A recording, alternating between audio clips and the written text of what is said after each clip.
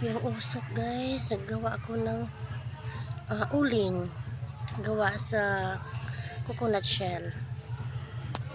Yan. Maya takpan ko yan. Kailangan daw hindi makalabas yung apoy. Sabi ng papa ko. Kaya pinaano ko muna yung daming kalayo. Yung fire niya. Tsaka dahan-dahan ko na yan takpan. Kailangan ayan. Ganyan na siya. Ayan.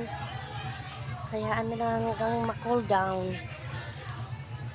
Maubos yung sunog lahat yung coconut shell. Kailangan din